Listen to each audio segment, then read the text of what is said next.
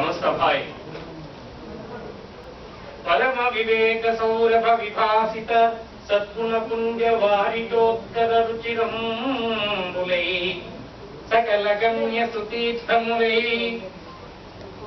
మనోహర సుచరిత్ర పావన పయపరిపూర్ణములైన సత్సభాంతర సరసీవనంబుల ముదంబునరన్ కొనియాడి వేడుకన్.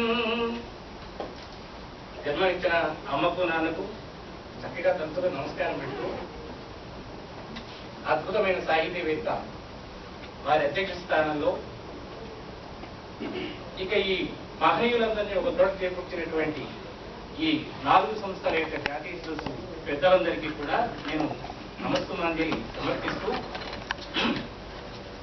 జ్ఞాపక శక్తి ఆవశ్యకత చిన్నపిల్లలకి ఎంత ముఖ్యంగా ఉండాలో, ముఖ్యంగా విద్యార్థి లోకానికి దాని యొక్క ప్రాధాన్యత ఎటువంటిదో చక్కగా తెలియచెప్పాలి అనేటువంటి ఉద్దేశంతో కారణావధానం అనేది ప్రవేశపెట్టి అందరికీ సురక్షితం చేశాను.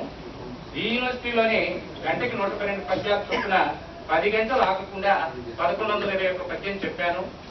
ఆ తర్వాత ధారణావధానం అన్ని చోట్ల జరుగుతున్నది. అయితే పద్యం హృద్యమైనటువంటిది. ఆ పద్యంలో 4 ఒకటే సూత్రం, రమ్యాని వీక్ష్య మధురాంశ నిశమ్య శబ్దాన్ పర్యుత్సుకో భవతి యత్ సుఖితోపి జంతో తచ్చేతసా స్మరతి నూనం అబోధపూర్వం భావస్ఫిరాని జననాంతరసో